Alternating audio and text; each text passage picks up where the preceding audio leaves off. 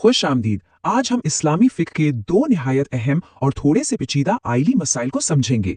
असल मुबाहिज़ और दस्तावेज़ात की रोशनी में हम देखेंगे कि आखिर निकाह नामे में लिखी शराइत की कानूनी हैसियत क्या होती है, और फिर हम एक बिल्कुल मुख्तलिफ लेकिन इंतहाई ज़रूरी मौजू की तरफ बढ़ेंगे जो कि बच्चों के आमाल और उन पर वालिदैन की रूहानी जिम्मेदारी से जुड़ा है। चलें इस सब का गहराई से जायज़ा लेते हैं। इस तजसिये में हमारा सफ़र कुछ यूं होगा। पहले निकाह नेमे की उलझन, फिर निकाह की शराइत की तकसीम, आम शराइत की मनसूखी, बच्चों के गुनाह और आखिर में वालिदैन पर जिम्मेदारी का बोझ। पहला हिस्सा, निकाह नामे की उलझन। क्या वाकई 10 साल पुरानी शराइत वापस आजमाई जा सकती हैं? अब देखें, ज़राए में एक बड़ा ही दिलचस्प हकीकी वाकया बयान किया गया है। कराची से साजिद का एक सवाल सामने आया। उनकी बहन की शादी को एक लंबा अरसा गुजर चुका है। हुआ कुछ यूं कि निकाह के वक्त निकाह ख्वान के कहने पर निकाह नामे से कुछ डिफॉल्ट शराइत काट दी गई थी और लड़के वालों को इस पर बिल्कुल कोई एतराज नहीं था। लेकिन अब सालों बाद बीवी ने जब वो निकाहनामा देखा तो मुतालबा कर दिया कि जो शराइत काटी गई थी उन्हें दोबारा शामिल किया जाए। अब दस्तखत तो हो चुके हैं, जमाना गुजर चुका है, तो सवाल ये पैदा होता है कि क्या इतने साल बाद इन काटी गई शराइत को वाकई वापस जिंदा किया जा सकता है?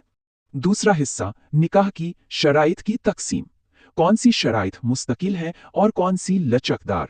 इस उलझन को सुलझाने के लिए हमें निकाह की शराइत के 3 दर्जे समझने होंगे। सबसे पहले आता है महर। ये तो एक लाजमी शर्त है, बिल्कुल पत्थर पर लकीर, जो मियाँ बीवी दोनों की बाहमी रजामंदी के बगैर बदली ही नहीं जा सकती। फिर है तलाक तफवीज। इसे भी तब्दील करना नामुमकिन है, लेकिन इसकी एक बड़ी खास शर्त है जो हम आगे देखते हैं। और तीसरे नंबर पर आती हैं आम शराइत। ये थोड़ी लचकदार होती हैं और इनमें दोनों में से कोई भी फरीक किसी भी वक्त अपना फैसला बदलकर पीछे हट सकता है। अच्छा, यहाँ एक नुक्ता इंतहाई तवज्जो तलब है। तलाक तफवीज यानी बीवी को तलाक का हक देना। जराए वाजे करते हैं कि सिर्फ निकाह नामे पर इस शर्त को लिख देना हरगिज काफी नहीं है। जी हाँ, अगर इस हक को वाकई कानूनी और मुस्तकिल बनाना है तो निकाह के दौरान इजाबो कबूल के वक्त जुबानी तौर पर ऐलान करना लाजमी है कि इस शर्त पर निकाह किया कि बीवी को भी तलाक का इख्तियार है। अगर जुबानी कबूल ना किया तो सिर्फ कागज पर लिखे होने से इसकी वो कानूनी हैसियत बन ही नहीं सकती। ये एक ऐसी बारीक तफसील है जो अक्सर लोग नजरअंदाज कर देते हैं, हालांकि इससे बड़े अहम आइली मसाइल जुड़े होते हैं। तीसरा हिस्सा, आम शराइत की मनसूखी। रोजमर्रा आइली मुआहदों की लचक। तो बात दरअसल ये है कि मुस्तकिल माली हकूक जैसे महर और इन रोजमर्रा की लचकदार शराइत में जमीन आसमान का फर्क होता है। ये आम शराइत आखिर क्या हैं? जैसे कि माहाना खर्चा कितना होगा, या ये शर्त कि शोहर दूसरी शादी नहीं करेगा। ज़राए बताते हैं कि इस्लामी फ़िक़्ह में इन रोज़मर्रा के मामलात में काफ़ी लचक रखी गई है।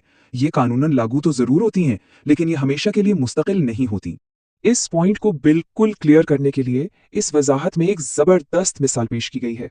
फ़र्ज़ करें, जैसा कि ज़राए में लिखा है, एक खातून निकाह के वक्त शौहर से कहती है कि देखिए, मुझे आपका वक्त नहीं चाहिए, मुझे सिर्फ माली मदद चाहिए, आप बस महीने में एक आध बार चक्कर लगा लिया करें। अब ये एक आम शर्त थी जो दोनों फरीकैन ने खुशी खुशी तय कर ली और लिख भी ली। लेकिन गेम यहां बदलती है। अगर कुछ साल बाद वही खातून अपना फैसला तब्दील कर लें और मुतालबा करें कि नहीं, अब मुझे आपका प्रॉपर वक्त और मुनासिब तवज्जो चाहिए, तो शरीयत उन्हें इस चीज का पूरा पूरा हक देती है। शौहर ये नहीं कह सकता कि भाई हमारा तो मुआहिदा हुआ था। इस्लामी फिक्र ये कहती है कि जब कोई फरीक ऐसी लचकदार शर्त को खत्म करता है तो शादी के बुनियादी और मुकम्मल हुकूक खुद ब खुद बहाल हो जाते हैं। और जानते हैं, साजिद का जो मसला हमने शुरू में देखा था, उस पर भी बिल्कुल यही बुनियादी असूल लागू होता है। चौथा हिस्सा, बच्चों के गुनाह, नाबालिगों का रूहानी एहतिसाब। चलें अब थोड़ा मौजू तब्दील करते हैं और एक निहायत संजीदा और फिक्रंगेज सवाल की तरफ आते हैं। जब एक नाबालिग बच्चा कोई गलत काम कर गुजरे तो क्या दरअसल उस गुनाह का रूहानी बोझ वालिदैन के खाते में डाल दिया जाता है? ये वो मकाम है जहां अकीदा और वालिदैन की जिम्मेदारी का तस्वुर आपस में टकराते हैं। इस कॉन्सेप्ट को ठीक से सुलझाने के लिए हमें मुकल्लफ की इस्तिलाह को समझना होगा। मुकल्लफ वो शख्स होता है जो आकिल और बालिग हो और जिस पर शरीयत के अहकामात मुकम्मल तौर पर लागू होते हों।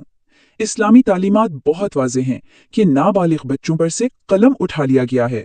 इसका मतलब साफ है कि जब तक बच्चा बालिग नहीं होता वो मुकल्लफ की लिस्ट में नहीं आता और फरिश्ते उसके अपने गुनाह दर्ज ही नहीं करते। पांचवा हिस्सा, जिम्मेदारी का बोझ। वालिदैन आखिर किस तरह इन रूहानी खामियों के जिम्मेदार बनते हैं? तो फिर सवाल ये है कि आखिर वालिदैन फंसते कहाँ हैं? مفتی رشید احمد صاحب کی کتاب جواہر رشید کا حوالہ اس میں بڑی وضاحت کرتا ہے۔ یہاں دو صورتیں ہیں۔ پہلی یہ کہ والدین خود ہی بچوں کو گناہ کا راستہ اور ذرائع فراہم کریں، جیسے گھر میں موسیقی کے آلات لا کر رکھ دیے اور بچوں کو کھلی چھٹی دے دی۔ دوسری صورت یہ ہے کہ والدین میں روکنے کی طاقت ہو پر وہ روکے نہ۔ ان دونوں ہی صورتوں میں کیا ہوگا؟ گناہ بچے کو نہیں ملے گا بلکہ براہ راست والدین کو ملے گا، کیونکہ انہوں نے اپنی بنیادی ذمہ داری پوری نہیں کی۔ اور دیکھیں یہ روحانی ذمہ داری عمر کے ساتھ ساتھ کیسے بڑھتی ہے۔